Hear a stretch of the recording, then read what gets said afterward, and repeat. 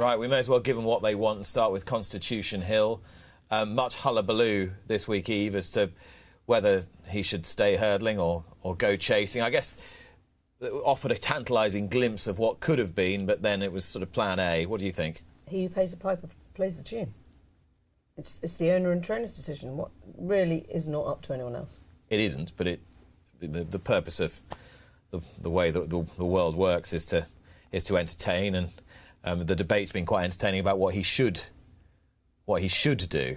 Yeah, but what, you've got such a brilliant horse. Why change it? Well, there you are. You see, that's your opinion. Yeah, it exactly. is my opinion. Yeah, but my opinion would be, it's the owner and trainer's decision. It's their, the owner pays the bills, the trainer trains the horse.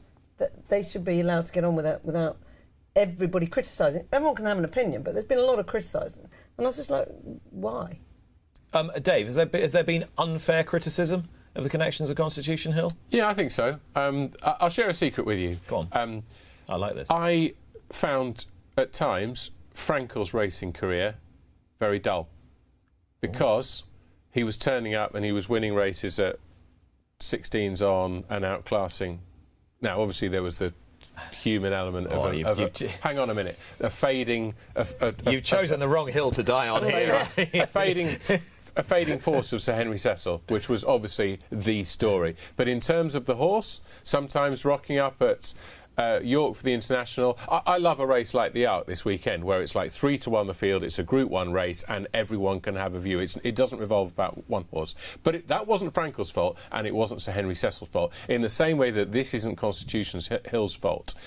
He's an exceptional horse. The way that people have been talking about it this week, you think it was really easy to rock up and win a champion hurdle. Well, it's really not. And it might be easy to Constitution Hill because he is an exceptional hurdler. There is the small matter of a mile and 3 furlongs, as well as tackling a different discipline over fences, and I completely understand it. It will be predictable, it will be at times boring, because he's going to rock up and he's going to just make mincemeat of the horses that take him on. But that's not his fault. That's just because he's an exceptional horse. Just clear one thing up for me, because I've never managed to... I've researched this story. Was the idea that he would go novice chasing and then tackle the Gold Cup at the end of this year, as Coney did? Yeah, I think possibly. Yeah, right. I think the idea is. I think that the basic contention is. The reason we were thinking of going chasing was because we wanted to win the Gold Cup and make history like Dawn Run, which was a thoroughly admirable and noble aspiration. The jockey and trainer say to the owner, well, do you know what? On what we've experienced latterly, we don't believe that he'll stay the Gold Cup trip that effectively, or it might not be his optimum. So therefore, we feel he's unlikelier to win a Gold Cup than anything else. So that they say, right, well, in which case, what's the next most important race? The Champion Hurdle? Stick to that. I think that's their... The other observation I'd like to make is that, we all know that social media can be a sewer of human behaviour.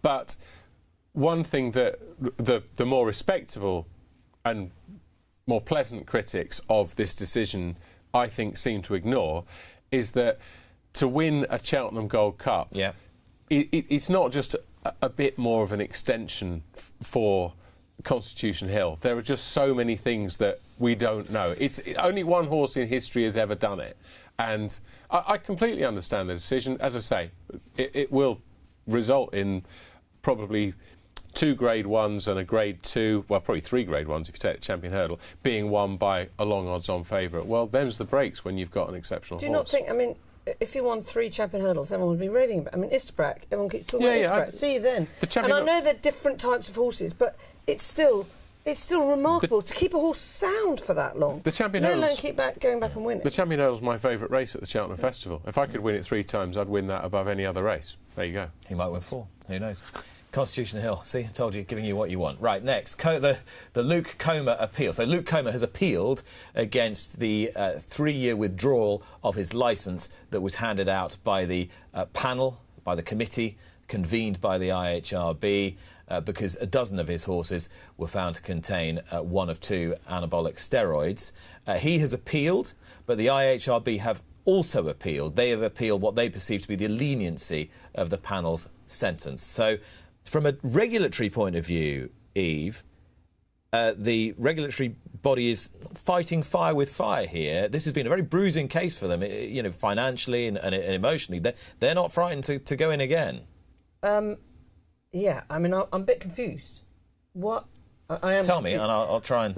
Well, I mean, I understand what's happened. He's been found guilty because of resources, but he's paid for everything so far. He's paid at 800 grand. Yeah, in costs. 814,000 euros in costs. And he's going round again. But he is an international businessman. He's obviously got enough money. It'll cost them all again. But it's all going to cost again. But he truly believed that it was unintentional and shouldn't be...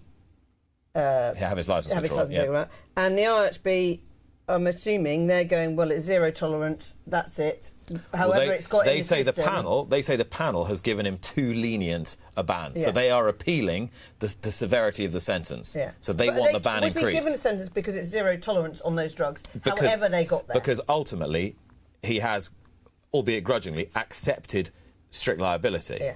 Even though he says he doesn't know how. So he's appealing on the He's appealing on the length of time, and they're appealing on the length. No, he's appealing on the withdrawal of the licence, and they are appealing on the severity of the ban. Right. Good luck to them. And there is a point that was made that does need clarifying this week, David. People say, well, hang on a minute, the IHRB gave them the ban. How are they appealing against their own ban? But that is because they convene a panel, a quasi-independent panel, as we do, with the independent. So think of the panel as the judge, absolutely, and the IHRB as the prosecution, and Coma as the defence. Yeah. How the IHRB bosses must have watched the email account, or however appeals are submitted, mustn't they? Because, as you say, they've chosen to go in against the lack of severity of the ban, but this is. There's going to be so much more to come out of this. I've never liked strict liability personally. I think it's an awful thing from a legal perspective that something happens. It can be accepted that you have no fault and you've done everything in your power for this not to happen, but it's happened and you have to pay. Yeah, I've never liked it. But in this case, if you end up with a situation whereby horses have anabolic steroids found in them, and everybody associated with horses goes, well, I don't know how they got their gov. I'd say does that mean there can never be a prosecution? No, I mean, that was almost a legal aside. But he contended environmental contamination, possibly pig slurry. Another thing that's going to be really interesting about this, Luke Coma is an immensely wealthy man. He's already employing the best lawyers he can find, and he will continue to employ those. And one interesting thing with this is hair sampling, isn't it? Because the horse racing world, and indeed the drug testing world in sports, will look at this, and if he were to turn his gun successfully on hair sample testing, which I think is probably unlikely, but if he did, possible. My word. Well, this case is going to go on, and is going to further test the mettle and resolve not only of Luke Coma but also of the IHRB.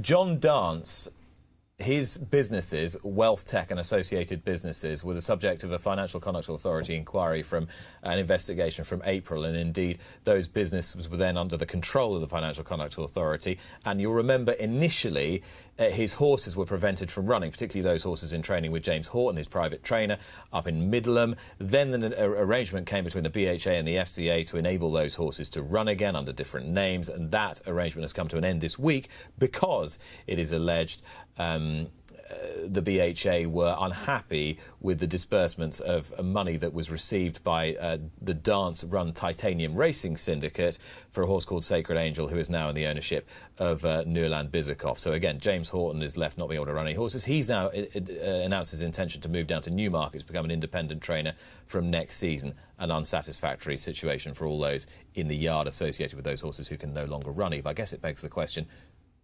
should these horses have been allowed to run in this interim period, or should this have been wound up way back when?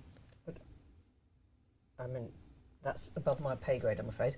But did they not get paid out because the FCA had put a freeze on all the assets, and anything that goes in can't come out because the FCA put a frozen on it? Well, in which case, then the racing club ones should not presumably have been able to, if someone else has shares in them. Well, I don't understand how that works. That, of course, we don't know, because all the BHA has said is that this is germane to this and not necessarily germane to the ongoing arc of the BHA inquiry. Dave, it's a right old mess, this, isn't it? A lot of time would have been saved by taking the route that we've just mentioned. I feel very sorry for James-Houghton. He must have thought that this was the perfect opportunity for him to showcase his talent. 7 years with Sir Michael Stoute and made a really good start to his training career. I guess I suppose, Eve, that as a trainer, as a self-employed person, you want ideally to spread your contributors, your employers, as much as you can, don't you? Rather than like having one person who is employing you, and things may go wrong from a financial, legal, any perspective, and then you are left, well, where do I go now? In the case of James-Houghton, it's back to Newmarket to start training in a public capacity. It's shown himself to be very capable. So that should stand him in very good stead. And sometimes out of adversity. Yeah, I mean, hopefully people will support him because he's a very good trainer and it's through no fault of his own. I think there's people queuing up to have horses with him and back him as well. I think feeling that he's been pretty hard done by and can still do a pretty good job. Tim McCarthy is no longer training racehorses. He was given a £3,000 fine by the BHA earlier this week. Just remind me of the wording of this, Dave. Yeah, I think this is central to our discussion of this, really. That he was found in breach of Rule D1, which I'm reading, failing to take all reasonable steps to ensure the safety and welfare of every horse in his care at all times. Racing's opponents will wonder why the maximum fine for that is £3,000. I'm sure, well, not just racing's opponents. People would surely see that's a given, isn't it? Let me ask Eve. I mean, if you read that £3,000 maximum fine for that particular offence, does that square up to you? I don't know enough about the case and about the fine to really. I mean, I know I don't like to have an opinion on most things, but you do. You're very rarely backwards in coming forward. I'm just struggling on this one because I just don't know enough about it. I think I can bring Paul in on this because this is. I mean, Martin Dwyer was the man who rode the horse Mind Your Own Business on the horse's penultimate start. The horse then suffered a fatal fall on the next start when ridden by Kieran Fallon, who incurred injury. And Martin Dwyer says that he had told Tim McCarthy that there was an issue. And then it was a bit of a he said situation. Paul, when you were riding, did you, on any occasion, come back and think the horse I've ridden shouldn't have been in a horse race? I think I've always, if there's been an issue and I've said to the trainer, look, I don't think it's quite right. Something's been done. I've never really been in that situation where, trainers have kind of ignored your fears of a horse. I've never really been in that situation, so it looks a bit messy to me. And Tim McCarthy's not reapplying for a licence? No, that's right. Just the case. The facts of the case was that Mind Your Own Business was off for 1,778 days and suffered that fatal injury on the third run back. There were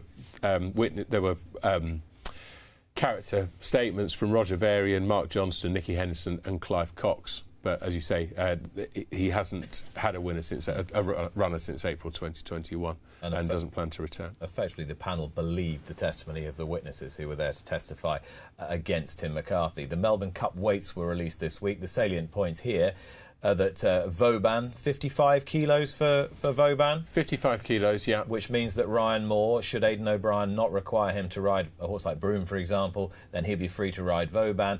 Frankie Dettori won't be able to ride the other Willie Mullins runner, Absurd, because he's got, about 8 stone 3? He's got 53 kilos, And Desert Hero, Tom Marquand wouldn't be able to ride him at his current weight either, which could present the opportunity for somebody like Holly Doyle or perhaps a lightweight local jockey. I'll bowl this one at you, Eve. If you had a horse like Desert Hero, and we don't know that he's a confirmed runner yet, and you had 8 stone 1, would you try and get a lightweight that you knew, or would you try and get a local in Flemington? I'd put Holly on every time, yeah. Definitely. She can go and ride him at home. She can get to know the horse. She's probably got an inside track with Tom to know how to ride him. And, why wouldn't you? And is she someone who you've championed now since we first started doing this show. Yeah, she's unbelievably strong. She got herself really strong, and she's a brilliant jockey. She's brilliant judgment of pace. She's just a very good all-round jockey. Do you think we overrate local knowledge, Paul? I mean, we were speaking earlier on in the programme about tracks in the north, tracks in the south, and knowledge of racecourses. If you, in your new capacity, when managing a horse going to the Melbourne Cup, would you look for a local, or would you be quite happy with a... I honestly wouldn't mind. I mean, the amount of horses, Nick, that I've rode, first time on the backs would be a lot. So I think, obviously, track-wise, it would be, nice to have an experienced jockey knowing the track and how best to ride the track. But like Eve says, I certainly wouldn't be worried about getting a jockey like Holly Doyle to go over there first time out. Of course, we mentioned Frankie Dettori, unlikely to be able to do the weight on absurd, but Chris Waller confirmed this week that he would be looking to Frankie to ride one of his team once he'd looked after some of the jockeys that he needs to look after first, but he's certainly very keen to use him. Who will Frankie Dettori ride in the Arc? Well, it appears to be the outsider, though she's shortening in price, Free Wind. For John Gosden. It appears as though Emily Upjohn is going to be rooted to the race that she won last year, the Kipco Fillies and Mares race at Ascot. A definite that Dettori rides Free Wind in the Arc, or might something a bit better come along? I'm not sure. I mean, I rang John Gosden on Wednesday, and just something that I didn't put in the paper because I wasn't quite sure whether he was teasing me or not, but he said, I said, Frankie, if Emily Upjohn isn't going, and she's not going to France, then surely he'll ride Free Wind unless a rest were to be supplemented in the event of soft ground. And he said, well, he's a freelance, Frankie. He can do what he likes. I'm sure he'd like to ride Ace Impact and jock off Christian Demuro, which of course isn't going to happen. But yeah, it was left hanging there in our phone conversation. I wasn't quite sure, so I didn't print it just in case. But so you said it now instead. Certainly, Free Wind would be she'd be a 20-to-1 shot in anyone's book, wouldn't she? Even with Dettori's assistance. He's won the race a record 6 times and looks to hopefully bow out with a 7th. But her form is surely a long way short. Paul, who would you ride in the Arc? Oh, just to get a ride in it itself would be fantastic. I think really the big thing is down to the draw. It's so important. I think it actually cost me the race on Tagruda in 2014. Do you? When I do. I really do. I mean, it's just people don't quite understand how the draw makes such a difference when you're actually stood in there. And yeah, so I'd like to wait just to see where everything drawn, really. Tom Marquand has introduced the idea that the ban on jockeys riding at more than one meeting per day should be lifted. Now you're really, given what we were talking about earlier, you are the perfect person to talk about this. You put yourself through significant hardship and hell with 2 jockeys championships, both going down to the last day, where you would have ridden at 3 meetings a day if you could have done. Yeah. Do you think the BHA are right to restrict jockeys to riding at 1 meeting per day? Personally, yes. I can understand where Tom's coming from. He's young. He wants to get to every race meeting. But just from talking from experience, doing 2 meetings. So a normal day in my life for the championship would be riding out at 7 o'clock in the morning, probably about 6 or 7 lots, jumping in the car to go to Haydock, driving myself, and then driving on to a meeting, say, at Hamilton in the evening. Sometimes doing ridiculous things in the car just to try and get there on time. Like what? I wouldn't be able to tell you, probably without getting locked up. Well, no one's going to lock you up now. They probably might if they've seen what you actually did to get there. Crazy, just in terms of speeds, stuff, hard shoulder. Absolutely, yeah. And I think it was only a matter of time before someone was going to get seriously hurt trying to do it. Because what you've got to look at now is the traffic these days is just so worse. Anywhere you go now is a problem. And I just think it's just okay if you've got. I can kind of see it when you've got close meetings together. I see that, but evidently it's going to just work out more where you're going to be at your Haydocks and then have to go up to Hamilton. And it's just, I think it's very, very dangerous. Dave?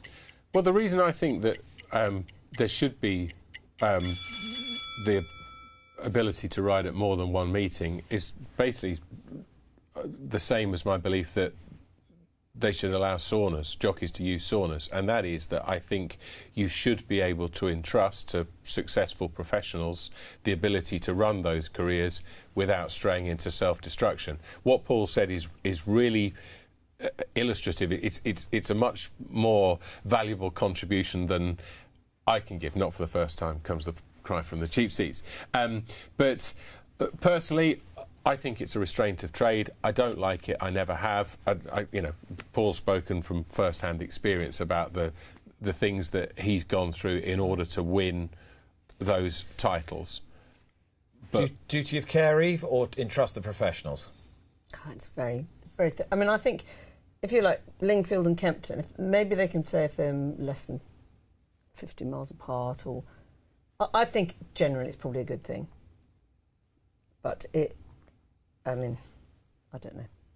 I think, I think you can accept both points of view. Let's move on and do our last talking point, Dave, which is not the most important one and not the one that's going to have the most far-reaching consequences. But Paul, you were in the Legends? I was. You were in the Legends last week? I think I blew harder than the horse, to be quite honest, pulling up. It would only been 2 or 3 weeks. And you'd only been 3 weeks. So what must Jamie Osborne have felt like? Well, I hope he won't get too mad at me saying this, but I actually tracked Jamie going down to the start, and I was a little bit worried for him going down to the start. But you know what? We had a chat afterwards. They put on a great do, and I had a chat with him, and I just says, do you know what? Absolute massive respect for what you did. I mean, is he 58? And it was for a great cause, and I just said, so well done.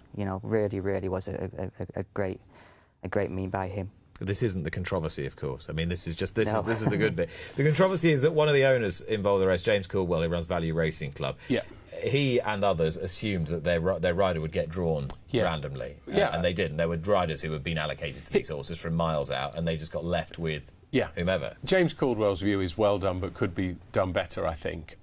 He was expecting, I think, had been told there would be the random draw on Friday prior to the race on Sunday. Yes, the word random was not in the race conditions. No, it wasn't. I mean, I think can see how he might have thought that.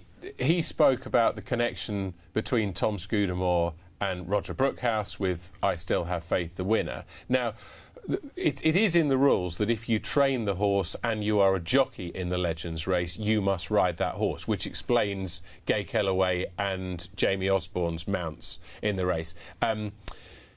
Value Racing Club had Mr. Cudahy, who was ridden by Jason Edmonds. James Caldwell said that he was told there would be a draw, that they had supported what is has become a huge part of the St Leger meeting. Obviously, it benefits Jack Berryhouse and the Racing College. There is a solution to this, and that is have the draw on a Friday, have it on Sky Sports Racing, possibly on ITV, and you can give the race and the causes a bit of publicity, and everyone's a winner. There you go. That's a possible suggestion for next year. But well done to Tom Scudamore for winning the Legends race at Doncaster last week, and indeed well done to Doncaster for a fabulous Leger Festival a week ago. Those were this week's talking points.